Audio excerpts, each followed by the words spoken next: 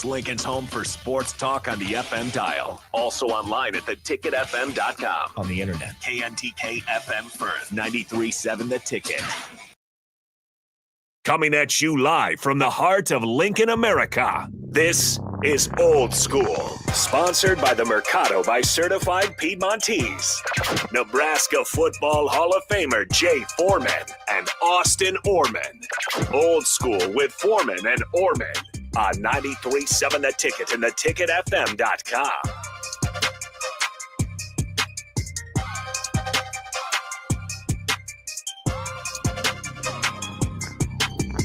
Welcome in.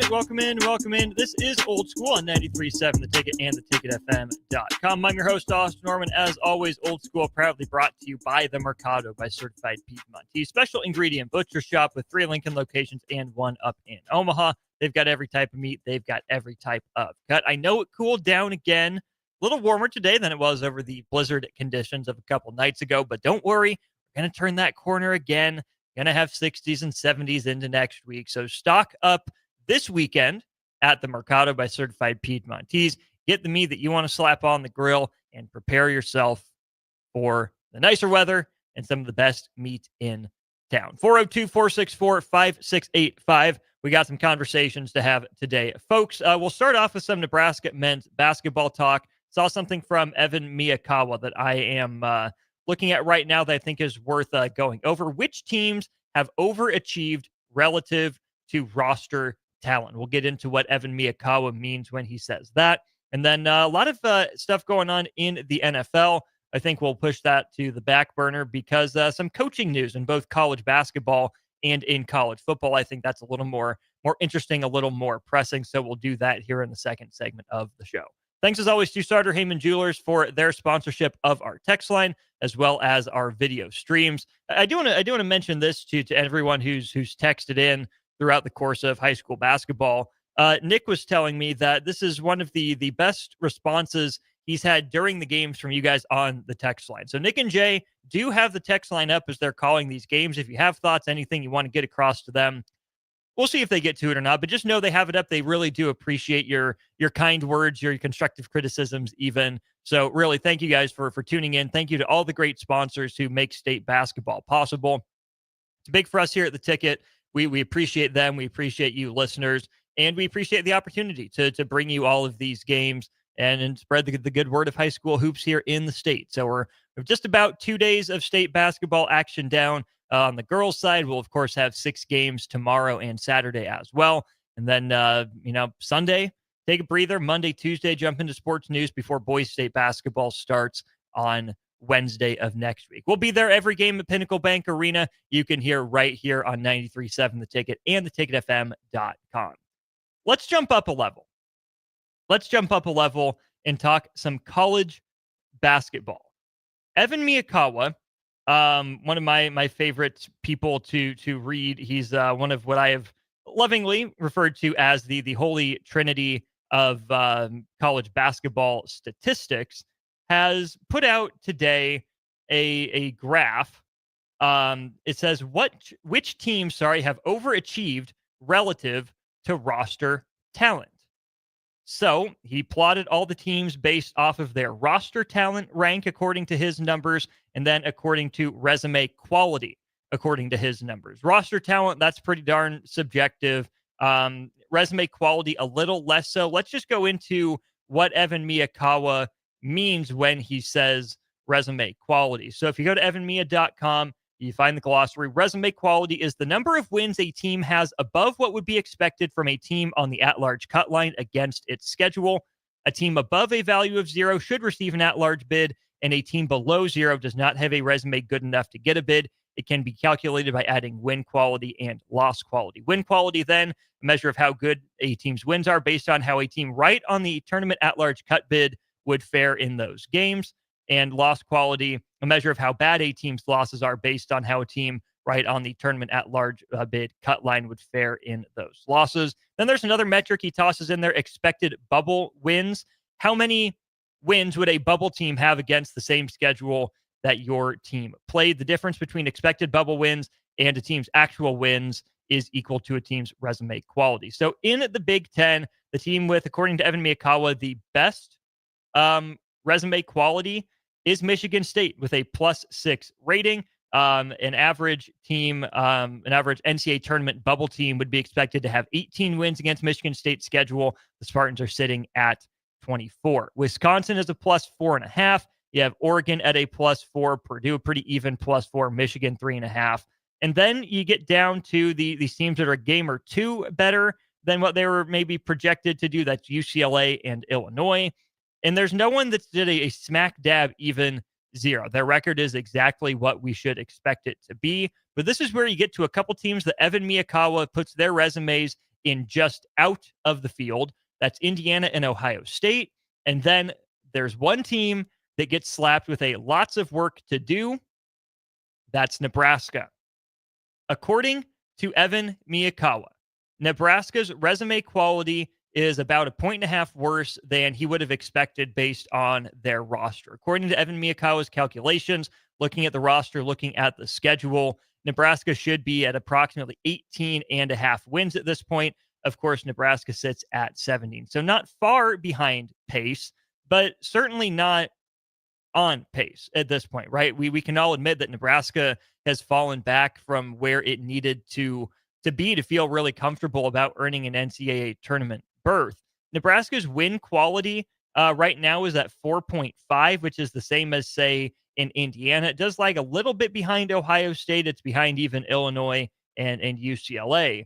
But Nebraska's loss quality is really what ends up dragging this number down. Nebraska's loss quality -6. That's not good. That's a problem. Because you think about the losses that Nebraska suffered at home to a Rutgers team that currently sits, according to Evan Miyakawa, in 14th place in the Big Ten, a home loss to Minnesota in 15th place, a home loss to USC in 16th place, and a road loss to Penn State, who Evan Miyakawa puts in 17th place in resume quality in the Big Ten. Even the road loss to Iowa, just one spot above Rutgers and 2 spots below Nebraska, certainly is not aging well for the Huskers. And that's where I think, as you look at, what could have been for the Huskers this year. Sure, the season's not over. But Strick and I have talked so much about banking wins, doing work early. Nebraska does have some pretty darn good wins that are hard to argue with. The UCLA win ages well. The Illinois win, I think, is only looking better at this point for Nebraska.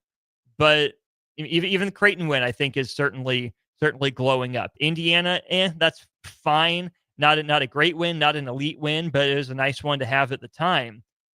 But it's the losses that are going to hurt Nebraska more than the wins are going to help.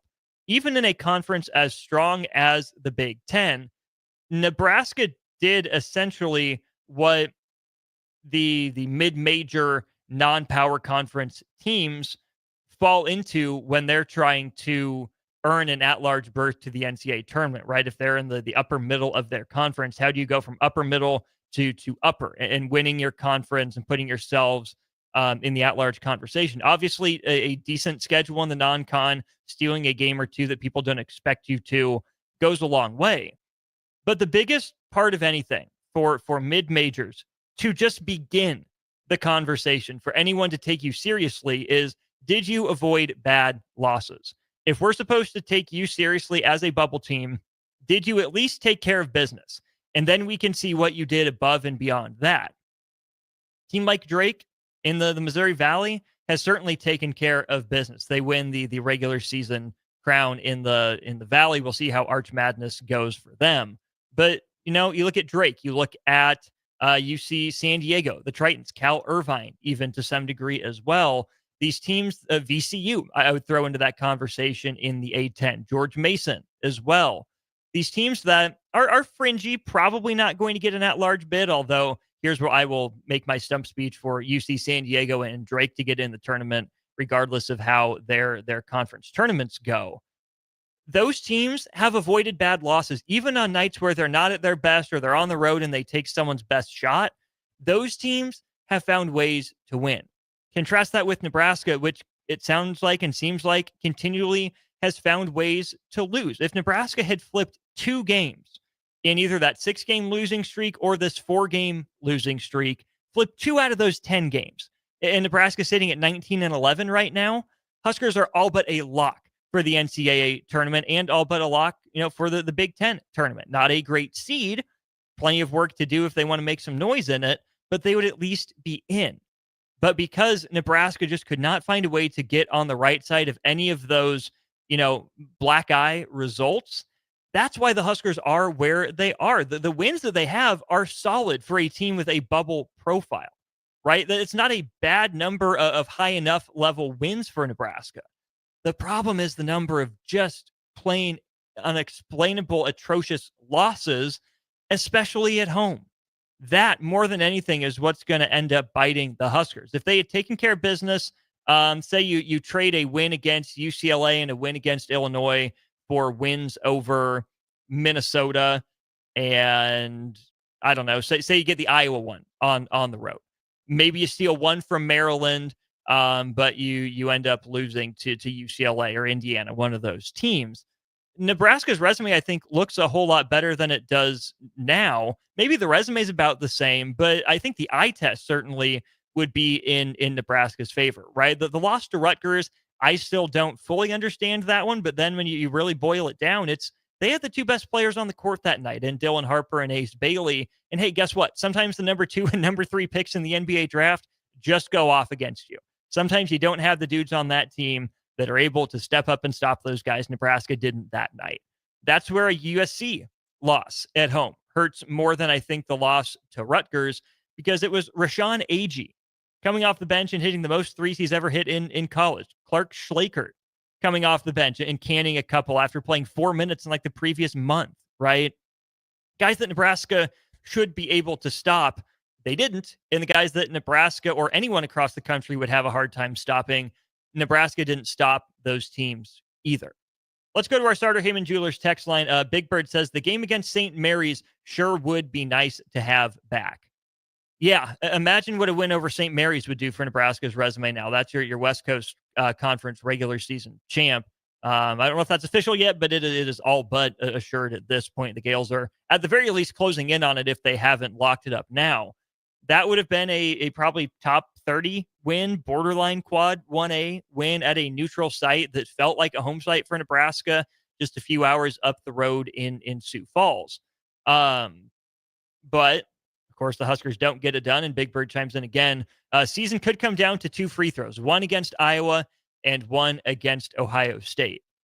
That's what I talked about a little bit yesterday, was the free throw from Bryce Williams that it still looked like he hitched it. I would love to be in Bryce Williams' head there and know what he was thinking, because if he was thinking in that moment, it showed up. He hitched it. It looked like he paused a little bit on his way up, like he was just a little bit unsure in that moment. And, to be completely fair, completely honest, that happens sometimes. Maybe, if Bryce had taken his 6th free throw or 7th free throw earlier in the game, same thing happens. But it just feels like another example of Nebraska crumbling and melting under pressure. Hit one late against Iowa, get a double dribble call late against Iowa, or, maybe can you find a way to push a 15-point lead to 20? Against a team like Iowa that shoots as many threes as it does, they were built to come back against Nebraska in that game, and they pulled it off. Unfortunate and entirely begrudging credit to them for doing so. But yeah, hit another free throw, and you avoid overtime, plain and simple. Let's keep going through some texts here on the Starter Heyman text line. Phil says, low-end players making their personal records for threes sounds like a theme for Nebraska. Yeah, I mean, you look at Rashawn Agee from USC. You look at Durkak from Rutgers making a bit of a difference. Maybe that was Martini, one of the two. But Brennan Rigsby from Minnesota certainly comes to mind in that conversation as well. The guys that keyed it for Iowa weren't nobodies, right? Josh Dix is a good basketball player. Peyton Sanford is a darn good basketball player in his own right as well. So Iowa wasn't, low-end players doing their thing randomly. I mean, that was the 2 guys that Nebraska had to stop, and they couldn't. But, Luke Barrett from St. Mary's, right? That's a 3rd or 4th option. Mikey Lewis as a freshman for the Gales, right? That's not a program that typically plays a lot of freshmen. It was the 4th option, and it was a freshman that beat Nebraska in Sioux Falls more than anything. Virginia Pirate, how many more wins gets Nebraska in the tournament? at this point, you need to beat Iowa, and then you probably got to go win. What would that be? Would that be at least 4 wins in 4 days, 5 wins in 5 days? Probably not 5 and 5. I don't think Nebraska would have to go that far. But Nebraska, all but needs to beat Iowa just to make sure it makes it to the Big Ten tournament, right? The Iowa game itself doesn't impact Nebraska's bubble chances outside of the fact that if Nebraska doesn't qualify for the Big Ten tournament, they don't have a chance to improve their resume. And then looking at Nebraska's path, if they are able to get in, it would be as a lower seed. So honestly, might be the 5 games in 5 days. It's going to take 3 games until you actually face a team that's going to move the needle for your resume. If Nebraska squeaks in as the 15 seed, you're going to play the 10. That's a bubble team that's either Indiana or Ohio State. So, okay, you can double down against Indiana. You can, win the rubber match against Ohio State. Fine. Okay. But that doesn't hurt you as much as it helps those other teams. Then you get the 7. Let's go ahead and pull up the Big Ten standings here. Big Ten MBB standings. I can type. Look at me go. Big Ten men's basketball standings going by record right now. Oh, why does it do that to me? Okay, Big Ten men's basketball standings. It's Michigan State, Michigan, Wisconsin, Maryland, Purdue, UCLA. And then you get another crack at Oregon, maybe at Illinois. One of those two teams. And Nebraska beat Oregon on the road. Nebraska beat Illinois at home. Only saw each of those teams once. They should both be pretty safely in the field. It would mean, I would think, more to Nebraska, but meaning more or just as much to Nebraska as other teams hasn't necessarily helped the Huskers as of late. And let's not forget that Nebraska would be playing its 3rd game in 3 days just to get to the Big Ten quarterfinals. Then if you beat the 7 seed, you're taking on the 2 seed, which would be, I'm going to kind of assume at this point it's going to end up being either Michigan or Wisconsin. Maybe Maryland can play its way up. I don't know how the tiebreakers work there. And then the Big Ten championship game. If Nebraska were to pick off Oregon or Illinois, and then Nebraska were to pick off Michigan or Wisconsin, let's just think this through, right? Oregon and Illinois are probably in that 7 to 8 range, maybe 7 to 9 range. That's a tournament win, not necessarily a huge needle mover. And then it would be against a probable 3 seed in Wisconsin and a 4 or a 5 seed in Michigan. Not a lot of people are confident in Michigan.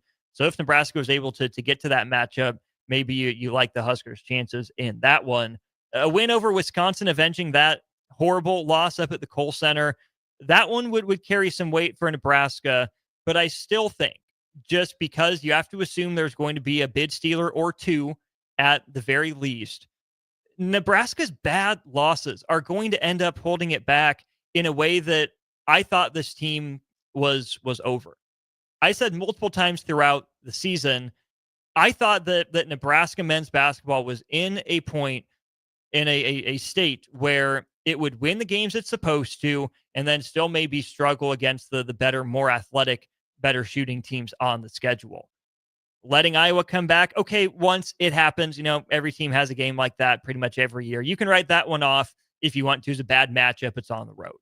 But then not being able to close against Rutgers, well, okay, you snap a home winning streak. There's 2 really good players on that team. Really would have liked to have had that one, but there's still time left. USC, oh, man. That's one you feel bad about. That's a team that's in a very similar situation to you at 7-12 overall in the conference. And USC is just 15-15 overall. Penn State, again, you go on the road, you lay an egg again. Okay, it's more understandable when you go to Mackey or when you go to Breslin than when you go to the Bryce Jordan Center. So, yeah, Virginia Pirate, it's Big Ten tournament title or bust, I think, at this point for Nebraska. It's not a great bubble, so I'm more than happy to stand corrected. And we've seen Nebraska men's basketball go on some runs in the Big Ten tournament, right? You think back to what, just 2022, 2023, I think is when that was. Nebraska beat Iowa. Nebraska beat, I think it was Rutgers and Maryland before losing to Wisconsin. Maybe that was Miles last year. I forget which year that was that happened. But Nebraska, for all its first round flameouts against Minnesota and Northwestern, every so often pops its head up and makes a run. Huskers did that last year, coming from a position of advantage. This year, it's going to be much tougher for the Huskers, again, if they even make it into the Big Ten tournament. Washington is eliminated. Penn State probably not quite eliminated just by virtue of having only one game remaining, whereas Iowa still has 2 games left with a 6-12 record. Maybe that's updated. But I have Iowa here at 6-12. I assume the Hawkeyes will have played another game since then. But either way, either Iowa's 6-13 and Nebraska can send them home, or the Hawkeyes are 7-12 and they have a chance to send Nebraska home, because Nebraska, Northwestern, USC, Minnesota, and Rutgers at the very least are all sitting at 7-12. Not all of those teams are in a win and you're in situation, right? Tiebreakers will come into play. That's where Nebraska beating Northwestern is helpful, but USC has the edge over Nebraska in tiebreaker. Minnesota has the edge over Nebraska in tiebreaker, and so does Rutgers, and Iowa would as well if they beat the Huskers at Pinnacle Bank Arena on Sunday. So, yes, Fred Hoiberg has to tell his team that it controls its own destiny. Does it, though? Does it really? I don't know if I fully believe that anymore. Going into Minnesota, yeah, absolutely, the Huskers controlled their own destiny. Anymore, you're hoping for a lot of help from the outside of the bubble, and you're hoping for this team to come together and make a run in the Big Ten tournament. Sipple's number one fan, I'm not even going to countenance your most recent text. Funny suggestion, don't get me wrong. It's a little funny, but I know we're not going to do that. And then Bubba says, not sure my confidence level in Fred, but I'm also not sure I want to make a switch, as I'm afraid to find another Doc Sadler. The most interesting part about all of this for me is that the coaches that Nebraska has seen in my lifetime, essentially, right? I mean, I think Coach Nee was still there when I was an infant, but Collier to Sadler to Miles and now to Fred Hoiberg. All of those guys, 3 of them came in as defense first, rock fight, slugfest guys. Fred Hoiberg came in with a bit of the offensive perspective, but all the rhetoric has been shifting toward defense. But when was the most successful run of Nebraska men's basketball history? It was in the early to mid 90s. What style was Nebraska playing? Not this style. And that's not to say there's only one style that can work at any given place. But sometimes I think there's something cosmic, something just inherent about if something has worked at a place once before and that's how you did it, it can probably work again. Which is not to say you only hire Nebraska guys, you only hire guys that are like Danny Nee or like Mo Iba. But it baffles my mind that we're now on 3.5 straight coaches for Nebraska who saw the model that Danny Nee took, playing fast, running, being athletic, and crashing the glass on the offensive rebounding side of things. And not a one of them has tried to emulate that or go back to that. It's been consistent, slow it down, grind it out coach after slow it down, grind it out coach, which is part of the reason I was excited for the Fred Hoiberg edition, because I thought that would be a refreshing change of pace for Nebraska. But credit Fred for keeping his job, making the changes he did to get here. I still have a lot of respect for him as a tactician and an X's and O's guy. But it does bum me to see that Nebraska went away from the identity that I thought they had started to forge. 0739 says, we do control destiny. If Nebraska wins Sunday, they're in the Big Ten tournament. Win that, they're in the NCAA tournament. I mean, yes, you can boil it down and say it's all on the plate for Nebraska. It is right there. But you can't tell me it's likely. Do you tell me you have faith that Nebraska can do it? Sure, they're in control of their own destiny. But show of hands, I know I can't see you. How many people here have faith that Nebraska is going to win its next 6 games? Be honest with me. Be honest with yourself. Do you even want Nebraska to win its next 6 games? Fun as that might be as a fan, that just doesn't happen for this program. It just doesn't. It's always Nebraska's turn, but they never take advantage of it. And that's where let's wrap this segment up by going back to the Evan Miyakawa numbers, right? Nebraska, he lists as the number 59 team in the country in terms of their resume rank. Number 40 in win quality, number 80 in loss quality. So their resume rank is pretty much smack dab there in the middle. But if you look at Evan Miyakawa at Evan Mia on Twitter, Nebraska, according to him, is a very slight underachiever. Nebraska's roster talent is in the same neighborhood as Oklahoma, who is currently, I believe, 4-12 or 5-12 in the SEC. It's very slightly ahead of Wake Forest, the perennial, perpetual bubble team, and the Demon Deacons are in a much worse conference in the ACC than the Big Ten Nebraska is playing in. Nebraska supposedly had less roster talent than Villanova, but Villanova's underachieved more. Pitt, Iowa, Kansas State, USC, LSU, Rutgers, Minnesota, Northwestern. Those are all teams that Evan Miyakawa throws out there as his major disappointments of the year, based on their relative talent rating compared to what they've done this year. Nebraska is essentially within a rounding error of achieving, according to Evan Miyakawa, of basically what they were expected to achieve based on his numbers in the preseason. Nebraska is right in line with a Boise State or a Colorado State, two bubble teams in the Mountain West. Nebraska's just behind like an SMU. Nebraska has essentially the same resume quality as Texas in the SEC as a bubble team, but with less talent on the roster. Nebraska has underachieved to the same degree as Creighton. Nebraska's underachieved to the same degree as Maryland, according to Evan Miyakawa. Right? And now, Creighton's a 20-win team. Maryland's barreling toward a 5 seed, if you made me guess today. So clearly those teams are having more successful seasons than Nebraska. But according to their talent level, relative to level, that's the position Nebraska's in. So yes, it has been a step back for Nebraska. They have let too many opportunities slip through their fingers, and that's why they're in the position that they're in. But it goes back to what Strick and I were saying, and it goes back to the conversation I had with Jacob Bigelow, that as disappointing as this year is, maybe this is what we should have expected all along. If we took an honest, rational look at the roster instead of projecting and hoping and wishing. That's all I'm going to say. You guys have some more thoughts here on the text line. We'll get to those after break and jump into some college basketball and college football coaching news as we get you ready for more Class B action at Pinnacle Bank Arena. This is Austin Norman on Old School, brought to you by the Mercado. Start your Sundays off right with Jeff and Nicole Essink on Fitness Fanatics. Jeff and Nicole discuss health and wellness, how to achieve fitness goals, and more through the life of gym owners and gym goers. It's Fitness Fanatics from 9 to 11 a.m. on Sundays on 93.7 The Ticket and theticketfm.com.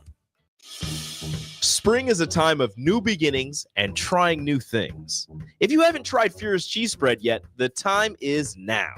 For parties for St. Patrick's Day and Easter, or celebrating the NCAA tournament with friends, there's no better dip to bring everyone together and celebrate something from Nebraska. Get to your local grocery store today and load up on Furious Cheese Spread. No event or party is complete without it on your table. Opportunity can knock at any moment. When it does, you can't afford to miss a call. That's why you need a business phone system that gives your team the flexibility to answer anytime, anywhere. Whether you're working from the office, at home, or on the go, we make it easy to equip your business with the right tools for smooth, professional call handling. We enhance the efficiency technology provides while putting people first in all we do. That's why we meet your business right where you are by offering customized office technology solutions that meet your specific needs. Hamilton Business Technologies. Real people, real technology solutions. Learn more at hamiltonisbusiness.com. Looking for a financial partner that truly makes a difference? Modern Woodman is a member-owned fraternal financial services organization. We can help you plan for all stages of life, from protection to saving to retirement.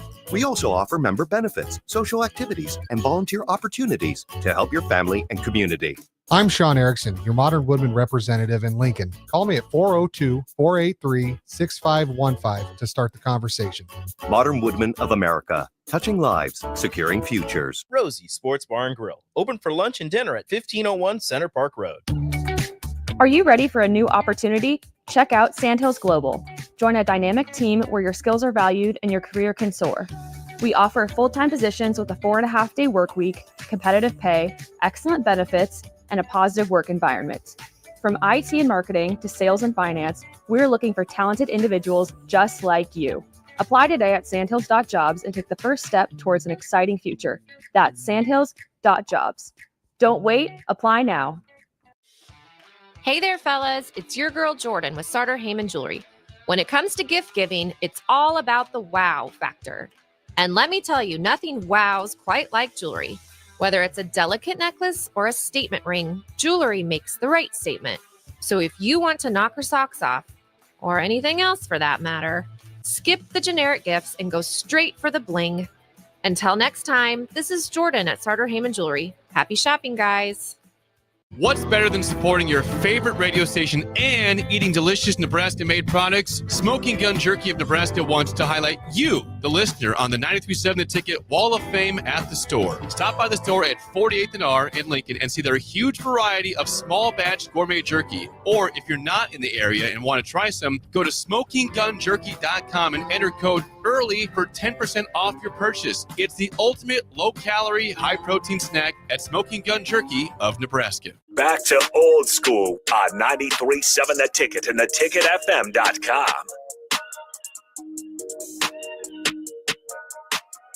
Let's jump back into things on our Sartor Heyman Jewelers text line. I'm Moss Norm, by the way, on Old School, brought to you by the Mercado. 0739 says you have no faith. Correct. I do not. I have been hurt before. I'm not willing to be hurt again. If I have low expectations, this team can only exceed them. Fair or unfair, that's where I'm at. But here's the other thing. I have emotionally hedged my bets by watching Duke basketball. So come at me. Come at me. I find my basketball happiness there. Captain Obvious, got to win games to have a successful season. You're welcome. Hey, thank you for living up to your name there, Captain Obvious. Really appreciate that. John and Cortland, appreciate your thoughts on there as well. Brad, same old Nebraska basketball since I've been alive. Brad, I don't know how old you are, but it's certainly been same old Nebraska ball, at least for my life. So, yeah, someday the program will change, and I hold out hope for that only because I am blessed enough to have seen a Kansas City Royals World Series in my lifetime. Talk about a program that was in a really crappy spot. Those early 2000s Royals, y'all. Nebraska is nowhere near that bad of a situation. If those Royals can win a World Series playing that style of baseball, this Nebraska program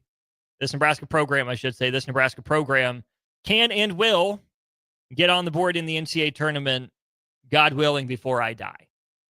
I have an example to point back to, and I'm going to cling to that. Brad, yep. Well, no, it can't be same old Nebraska ball since you've been alive. I mean, you've seen multiple different styles of play in that. I mean, same results at the end of the day, not getting that tournament win. So, okay. I mean, I guess at the end of the day, I'll grant you that. A little bit of coaching news here before I sign off, hand things over to Harrison to bridge the gap to get you back to Pinnacle Bank Arena. I brought up Duke basketball, and I think there's an interesting story here with assistant coach Jay Lucas leaving after Saturday's game against North Carolina to go take over as the head basketball coach for Miami. This news came out that Miami was interested in Jay Lucas right before Duke beat Illinois in late February. Miami and Lucas wanted to make this work, so Lucas was certainly interested in the opportunity. But the initial holdup was that Jay Lucas didn't want to leave Duke before the end of the season. This is from Brendan Marks of The Athletic, I believe. He's the Duke beat writer. Yeah, it was Brendan Marks. Here's just a line from his article. He says, specifically, Lucas was hesitant to leave Duke, a likely number one seed fueled by freshman star Cooper Flagg, before the NCAA tournament, a source added. On the other hand, Miami, which sits in the last place in the ACC and will not qualify for the conference tournament, wanted to get as much of a jump start on its offseason as possible, especially before the transfer portal officially opens on March 24th. There's the rub, folks. There's the rub.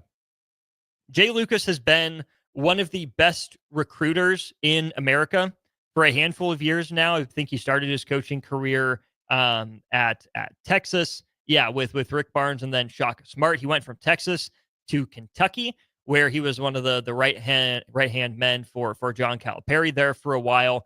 And then John Shire poached him away from Kentucky to come join the staff at Duke. Jay Lucas has been the point person on a lot of really high caliber recruits across those three stops, and he's he's delivered more than he's lost guys, to be fair. And he's also been one of the main architects of a Duke defense that's been in the top 5 in adjusted defensive rating, basically wire to wire all year long. And it helps when you have a 6'5" point guard and a 6'6" point guard, and then 6'9" Cooper Flagg, 7'2" Common Maluwatch, 6'6" Con Knipple, right? That's a lot of length. That's a lot of size on the court at one time. But schematically, it's been Jay Lucas being the one to piece that together. John Shire was asked about it, obviously, today. He said, our identity is our identity. Happy for Jay Lucas. Unfortunate about the reality of college basketball making this the situation. And that, to me, is the most telling part. Unfortunate about the reality of the situation that the Jay Lucas essentially has to leave Duke before the end of the season because of the transfer portal. We saw this with Bo Pribula from Penn State, who is not a member of the Nittany Lions team in their run to the college football playoff semifinals. He left before the college football playoffs because of the transfer portal, because he knew that if he stuck around and didn't get any film, that wouldn't help him. He knew that if he stuck around and didn't put his name in the portal, a lot of those, seats in the game of musical chairs that is the transfer portal, specifically at the quarterback position, would have been filled. And a lot of that is the same at Miami. Private school money around, haven't necessarily invested it. So what does Miami need? They need a jumpstart. They need a kickstart, and they can't put themselves behind the 8 ball any more than they have been, the last couple of years since their run to the second weekend under Jim Larrañaga. So you can't be mad at Jay Lucas for leaving. You can't be mad at Miami for, acting in rational self-interest by any means. I'm just going to chalk this one up to the NCAA's transfer portal rules remain stupid. Why does the transfer portal open during the second weekend of what you build your sport up to? Why? Who does that help? Why can't it wait 2 more weeks? Why can't it open the day after the national championship game? Which, again, NCAA, stop holding championships on freaking Mondays. It's dumb. You need to stop. Put it on a weekend. Move it back to Sunday, potentially. And then open the transfer portal on Monday. But why should NCAA tournament coaches have to worry about the transfer portal, or why should they be put at a disadvantage in the transfer portal because their teams are still playing? That doesn't make any sense. Why would you want to rip an opportunity away from a young man or a young woman in the women's tournament as well? Why would you try to incentivize them to leave their team before the end of the year? Why? Who does that help? Doesn't seem like it helps anyone. And again, you can't blame Jay Lucas. You can't blame Miami. I'm a little bummed that Jay Lucas will be leaving. I'm disappointed that it went down the way it did. I mean, a program like Miami, who, has, shall we say, a reputation, is certainly going to act in its own rational self-interest. Jay Lucas, as a first-time head coach, he can't, head coach to be, I suppose, can't control when other teams approach him. And no sides could afford to wait, except for Duke, who would have preferred to wait. But I just hate the incentive structure in college basketball that's making Jay Lucas leave before, arguably his best shot to this point in his career at reaching a Final Four. So that really stinks. In college football coaching news, how about this? Oregon extends Dan Lanning for an extra 2 years. That'll move him to a contract that runs through 2030.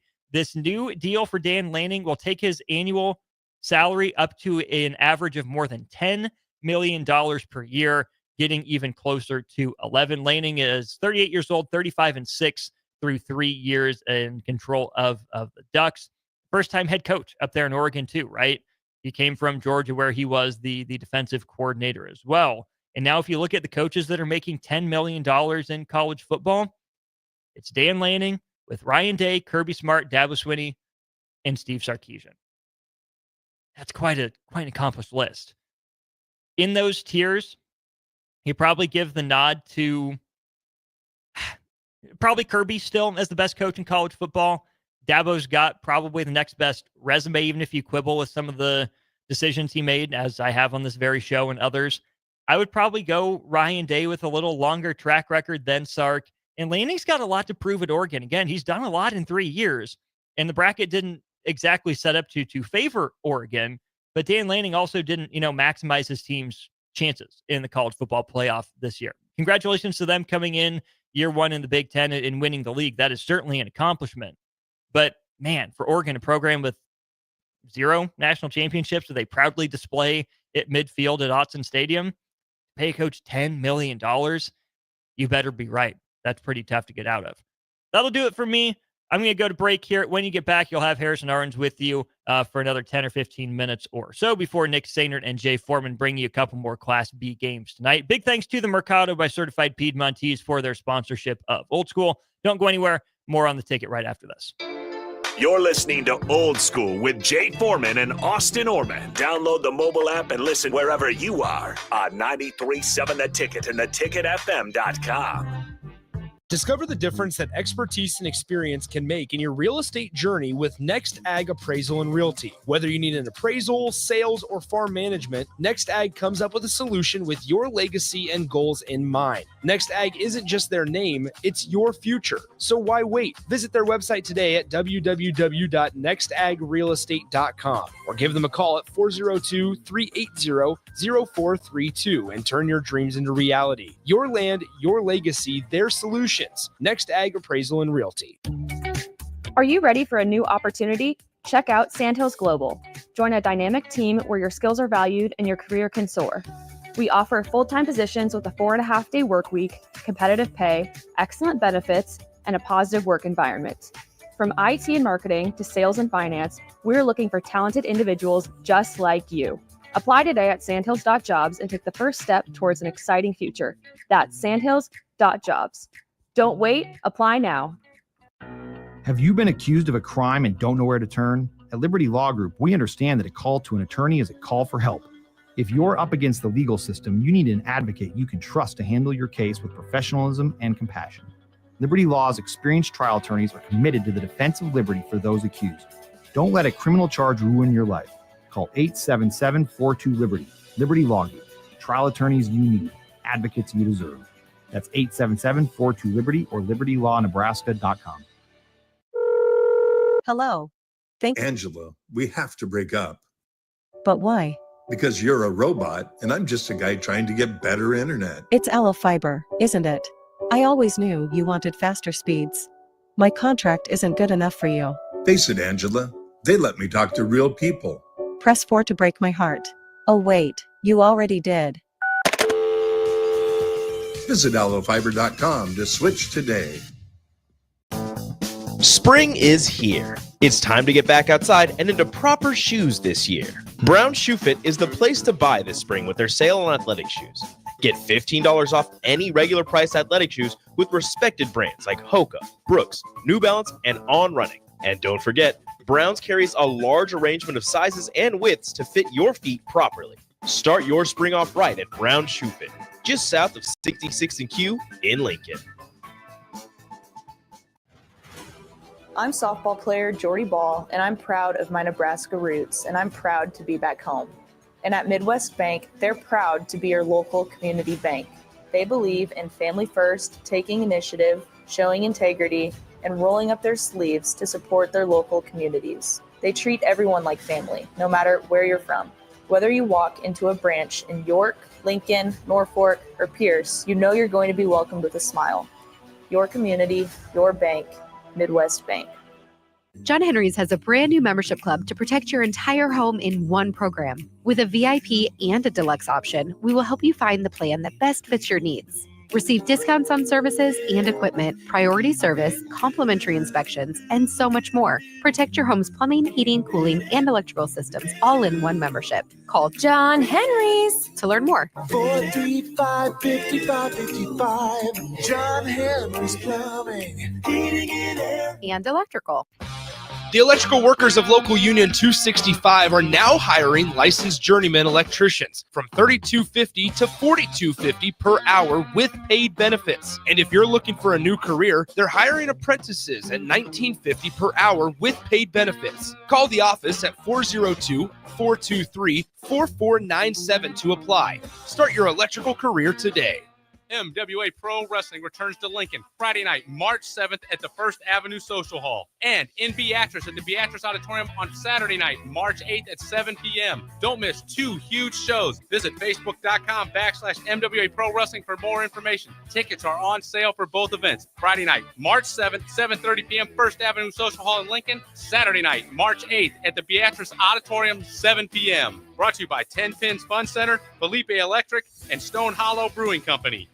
Back to old school on 93.7 The Ticket and theticketfm.com.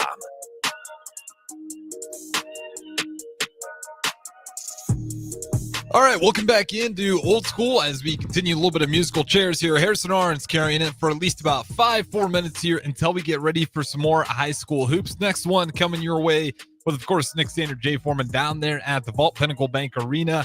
We got Lincoln Pius the 10th facing number 7 Gretna East. So again, number 2 Lincoln Pius the 10th versus facing number 7 Gretna East. Lincoln Pius is 22-4 on the year. Meanwhile, Gretna East at 18-6 should be a good one.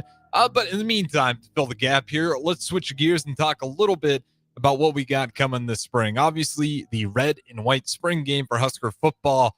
Rule and Company, they put a kibosh on that one relatively early as soon as the season got over.